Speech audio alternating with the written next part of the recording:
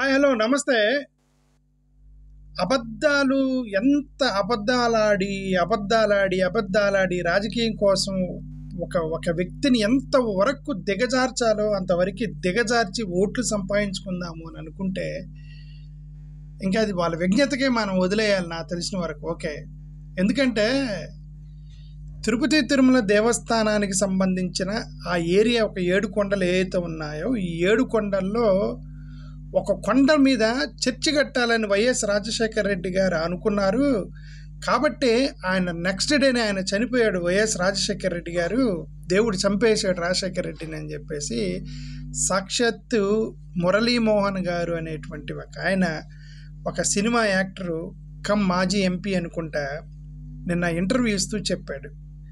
అది విన్న తర్వాత మనము వాళ్ళు చాలా పెద్దవాళ్ళు అంటే వయసులో పెద్దోళ్ళు, జ్ఞానంలోని పెద్దోళ్ళుగా భావించను నేను వీళ్ళకి. ఎందుకంటే ఇట్లా చిన్న చీప్ కామెంట్లు చేసే వాళ్ళని నేను జ్ఞానంలో పెద్దోళ్ళని నేను అసలు భావించను. ఓకే, వయసులో పెద్దలు కాబట్టి మనం గౌరవిస్తాము వాళ్ళని. అంతవరకు సినిమా యాక్టర్గా సక్సెస్ అయ్యారు, కోట్ల రూపాయలు డబ్బులు సంపాదించారని వాళ్ళని మనం గౌరవించడమే తప్ప జ్ఞానంలో వాళ్ళు చేసేటువంటి పనుల్లో చేసే ఆరోపణలో మనకంటే చాలా చిన్నోళ్ళు అనిపించింది నాకు ఒకసారి. ఓకే సార్, ఆయన ఏమన్నాడు వినండి, ఒకసారి వినండి. ఆయన మురళీమోహన్ గారు ఏమన్నారు.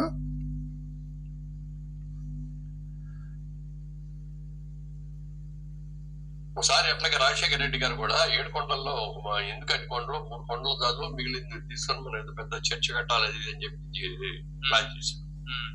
అసెంబ్లీలో దాని గురించి డిస్కషన్ వచ్చిన రోజు చంద్రబాబు నాయుడు గారు రాజశేఖర రెడ్డి గారు మీరు తప్పు చేస్తున్నారు, వెంకటేశ్వర స్వామితో పెట్టుకున్నాడు ఎవడో కూడా బట్ట కట్టట్లేదు, మీరు కనుక అది ముట్టుకున్నారంటే మీరు కూడా పతనం అయిపోతారు అని చెప్పి అసెంబ్లీలో ఆఖరి రోజు స్పీచ్ లో చెప్పాడు.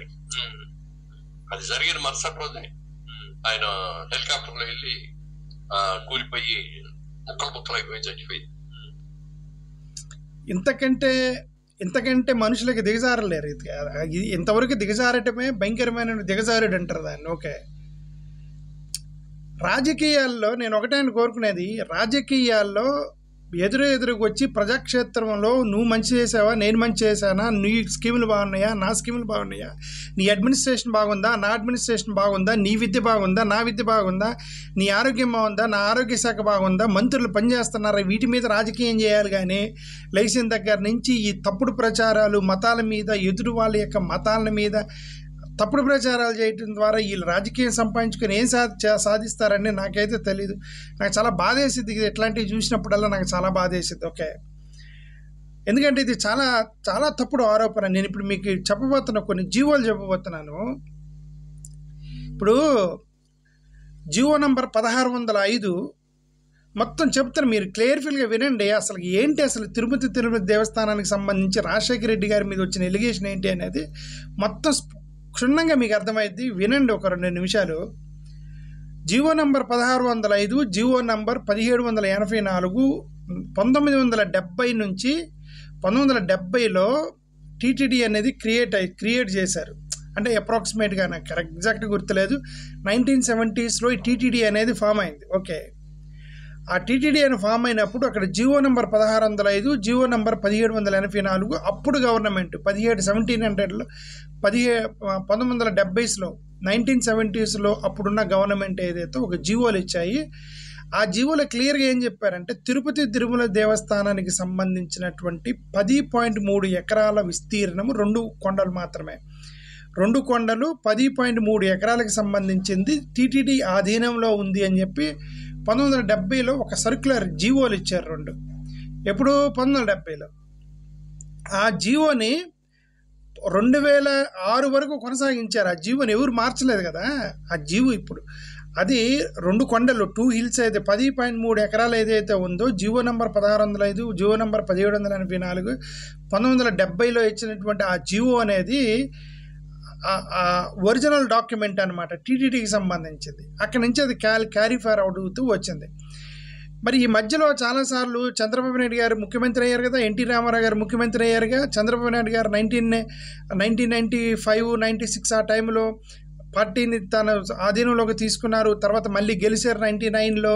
2004 వరకు ముఖ్యమంత్రి అయ్యారు. మరి ఆ టైంలో ఆయన ఈ జీవోల్ని ఆల్టరేషన్ చేసి జీవోలు మార్చేసి ఇదిగో ఈ 1605, 1784 జీవోల ప్రకారం 1970sలో ఉన్నటువంటి జీవో కింద 10.3 ఎకరాలు రెండు కొండలు మాత్రమే తిరుపతికి సంబంధించినవి అని నేను మారుస్తున్నాను, ఇక నుంచి ఇవి 2 కొండలు కాదు 7 కొండలు అని చెప్పి ఆయన జీవో చేయలేదు కదా. చంద్రబాబు నాయుడు గారు ఏం చేయలేదు కదా. అది ఈ డిడ్ నాట్ డూ దాట్. చేయకుండా ఏం జరిగిందంటే 2004లోనో 2005లోనో 2002లోనో 2003లోనో కరెక్ట్గా గుర్తులేదు, అది చంద్రబాబు నాయుడు గారి ప్రభుత్వంలో జరిగిందా రాజశేఖర రెడ్డి గారి ప్రభుత్వంలో జరిగింది నాకు తెలియదు. కానీ ఒక వ్యక్తి తిరుమల అనేది ఒక గ్రామము, దట్ ఈజ్ ఎ విలేజ్.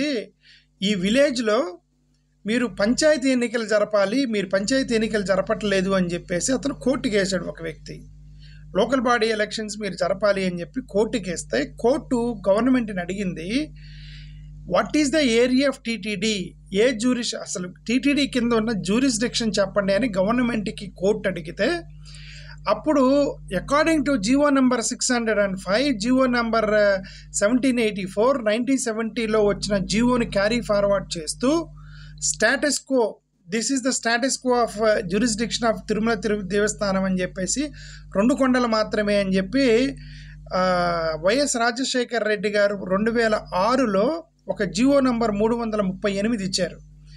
ఈ జీవో నంబర్ 338 ప్రకారం ఏంటి, 1970లో ఇచ్చినటువంటి జీవో నంబర్ 1605, 1784 స్టాటస్ కో అప్పుడున్న దాన్ని దీని ప్రకారం 2 కొండలు అని చెప్పి కోర్టుకి చెప్పారు. ప్లస్ వాళ్ళు ఒక జీవో ఇచ్చారు. జీవో ఇస్తే అప్పుడు తెలుగుదేశం ప్రభుత్వం కోల్పోయి ఇప్పుడు వీళ్ళు రాజశేఖర రెడ్డి 2 కొండలే అంటున్నాడు, 2 కొండలే తిరుమల దేవస్థానానికి సంబంధించింది అంటున్నాడు, ఇది 7 కొండలు కదా అని కోర్టుకి చెప్పాడు అని చెప్పేసి వీళ్ళు ఒక రూమర్ క్రియేట్ చేసి ఇప్పుడు ఈ ల్యాండ్ టైటిలింగ్ యాక్ట్ మీద ఎలాగ రూమర్ క్రియేట్ చేశారో, జగన్మోహన్ రెడ్డికి సంబంధించి పరిపాలనకు సంబంధించి ఎలాగ రూమర్స్ క్రియేట్ చేశారో ఆ రోజు ఒక రూమర్ క్రియేట్ చేశారు రాజశేఖర రెడ్డి గారి యొక్క ప్రభుత్వం మీద. అదేంటంటే ఈ తిరుమల దేవస్థానానికి సంబంధించినటువంటి 2 కొండలే అంటున్నాడు అని చెప్పేసి ఇచ్చారు. అది రాజశేఖర రెడ్డి గారు చేసింది ఏంది, ఆ జీవో స్టేటస్ కొని కోర్టుకి సబ్మిట్ చేశారు. దానికోసం ఫ్రెష్ జీవో వచ్చారు, జీవో నెంబర్ 338. ఓకే, వీళ్ళు గొడవ చేసిన తర్వాత రాజశేఖర రెడ్డి గారు ఓహో మీరు ఇలా రాజకీయం చేస్తారా అని చెప్పేసి ఆయన ఫ్రెష్ జీవో ఇచ్చాడు. అంతా జీవో నెంబర్ అంతా 2006, 2007లో జీవో నెంబర్ 747 ఫ్రెష్ జీవో ఇచ్చాడు. ఆ జీవోలో చాలా క్లియర్గా ఏమని రాశాడు, ఈ రోజు నుండి జాగ్రత్తమైన 2007లో 2006, 2007లో జీవో నంబర్ 747 వైఎస్ రాజశేఖర రెడ్డి ఇచ్చినటువంటి జీవో ఈ రోజు నుండి తిరుమల దేవస్థానం అనేది 2 కొండలు కాదు 7 కొండలు, 7 కొండలు టీటీడీ అధీనంలోకి వెళ్ళిపోతాయి. ఇక నుంచి ఈ 7 కొండలు కూడా తిరుపతి దేవస్థానానికి సంబంధించింది అని చెప్పి జీవో ఇచ్చిన వ్యక్తి రాజశేఖర రెడ్డి గారు 2007లో. ఈ 2007లో జీవో ఇచ్చినప్పుడు ఇప్పుడు యాక్చువల్గా ఒరిజినల్గా 1970sలో ఇచ్చిన జీవో నెంబర్ 1695, 1784 ప్రకారం అవన్నీ కూడా ఫారెస్ట్ 2 కొండలే మాత్రమే తిరుమల, మిగతా కొండలు ఫారెస్ట్ ఏరియాలో ఉన్నాయి. ఫారెస్ట్ ఏరియాలో ఉంటే రాజశేఖర రెడ్డి గారు కేంద్ర ప్రభుత్వం దగ్గరికి వెళ్ళి కేంద్ర ప్రభుత్వాన్ని ఒప్పించి ఫారెస్ట్ డిపార్ట్మెంట్ని ఒప్పించి ఆ మిగతా 5 కొండలను కూడా టీటీడీ ఆధీనంలోకి తీసుకొచ్చిన వ్యక్తి రాజశేఖర రెడ్డి గారు 2007లో. ఆ తర్వాత ఆయన చనిపోయింది 2009లో. ఏది టీటీడీని కేంద్ర ప్రభుత్వంతో మాట్లాడి ఫారెస్ట్ డిపార్ట్మెంట్తో మాట్లాడి ఫారెస్ట్ డిపార్ట్మెంట్ కింద ఉన్న 5 కొండలను కూడా తీసుకొచ్చి టీటీడీ కింద యాడ్ చేసినటువంటి రాజశేఖర రెడ్డి గారు చనిపోయింది 2 సంవత్సరాల తర్వాత చనిపోతే వీళ్ళు ఏమన్నారంటే ఈయన ఏం చెప్తున్నాడు, ఆ టీటీడీకి సంబంధించింది 2 కొండలే, ఒక కొండ మీద నేను చర్చి కడతానన్నాడు, నెక్స్ట్ డే చచ్చిపోయాడు రాజశేఖర రెడ్డి గారు అని చెప్తున్నారు. ఏంటంటే ఇదే చెప్పడానికి కనీసం కొద్దిగా ఉండాలి కదా. మరి ఇంత ఫేక్ ప్రచారం చేస్తారా? ఇక్కడ అంతా చదువురాని వల్ల ఇక్కడ అందరి ఇవే మీరు వెళ్ళి చూడండి. ఇప్పుడు అక్కడ ఒక కోర్టులో కేసు వేసారు. కేసు ఏంది, Tirupati Devasthanam versus T Venkata Padmavathi and ORS on 27 October 2006 ఒక కోర్టు జడ్జిమెంట్ వచ్చిందండి. ఆ జడ్జిమెంట్ కోసమని జ్యూరిస్డిక్షన్ అడిగారు. ఈ జ్యూరిస్డిక్షన్ అడిగినప్పుడు 1976 నుంచి 1970s నుంచి వచ్చిన జీవోని సబ్మిట్ చేశారు. ఈ లోపు చంద్రబాబు నాయుడు గారు 10 సంవత్సరాలు పరిపాలించారు కదా, 8 సంవత్సరాలు పరిపాలించారు కదా రాష్ట్రాన్ని. ఆ పరిపాలించిన చంద్రబాబు నాయుడు గారు ఇలా 7 జీవోస్ని తీసుకొచ్చాను. జీవోని ఎందుకు మార్చలేదు? 1970 రాజశేఖర రెడ్డి గారు మార్చారు కదా 2007లో. 2009లో చచ్చిపోతే ఈయన 2 కొండలు అన్నాడని చచ్చిపోయాడని చెప్పేసి ప్రచారం చేస్తే ఇది ఇది ఇది సత్యం తెలిసిన వాళ్ళు ఏడవాలా నవ్వాలా తెలీదు. మరి ఇలాంటి ఫేక్ ప్రచారాలు చేస్తారా రాజశేఖర రెడ్డి గారు లాంటి వ్యక్తి మీద? మేము చాలామందితో మాట్లాడాను. ఎంత హేట్రేట్నెస్ అంటే రాజశేఖర రెడ్డి గారి మీద. They hate Rajasekhara Reddy just because is Christian. I'm sorry using this word. అతను కేవలం క్రైస్తవుడు అని చెప్పేసి అతను హేట్ చేస్తారండి. ఎందుకు అతను హేట్ చేస్తున్నారంటే ఇవన్నీ కూడా ఆయన క్రైస్తవుడు అని చేశాడని చెప్పేసి పుకారు పుట్టించారు. అందుకని హేట్రేట్నెస్ పెరిగింది రాజశేఖర రెడ్డి గారి మీద, జగన్ గారి మీద, జగన్ ఫ్యామిలీ మీద, రాజశేఖర రెడ్డి ఫ్యామిలీ మీద. ఓకే, వాళ్ళేం కన్వర్ట్ అవ్వలేదు. వాళ్ళు ఎవరు 4 ఫాదర్స్ ఎవరు క్రిస్టియన్స్గా కన్వర్ట్ అయ్యారు. అది వంశపారంపర్యంగా వస్తున్నటువంటి మతం అనుకోండి. ఆ వంశపారంపర్యంగా ఏంటి తప్పేంటి? ఒక క్రిస్టియన్ అయితే ఏంటి తప్పేంటి? అంత హేట్రెడ్నెస్ ఎందుకు? అంతగా ద్వేషం ఎందుకు? ఇలాంటి సృష్టించడం ఎందుకు? ఇలా క్రైస్తవుడు కాబట్టి టీటీడీ మీద ఇలాంటి నిర్ణయాలు తీసుకున్నారు, చర్చి కట్టాలనుకున్నాడని అబద్ధ ప్రచారాలు చేయడం ఎందుకండి? మురళీమోహన్ గారు చెప్పింది చాలా బాధేసింది. అది విన్న తర్వాత 2007లో ఆయన 7 కొండలు టీటీడీ కిందకు వస్తుందని జీవో ఇచ్చింది రాజశేఖర రెడ్డి అయితే, 2009లో ఆయన చనిపోతే అంతకు ముందు రోజు రాత్రి నేను చర్చి కడతాను తెల్లారిపోతే చనిపోయాడని చెప్పేసి చెప్తుంటే ఇంక మేము నవ్వాలా ఏడవాలా? ప్రజలు ఎటుపోవాలి? ప్రజలు మీరు చేసి ఇలాంటి ఫేక్ ప్రచారాలు చేస్తే మత గొడవలు లేకవా, మత విద్వేషాలు లేకవా, మానవ హక్కులు నాశనం అవ్వవా, కొట్టుకుసావరా జనాలు? మత విద్వేషాలు వేసాయంటే చంపుకోరా ఒకరినొకరిని, మనుషుల్ని చంపేస్తారా ఈ విధంగా పుకారులు లేపేసి?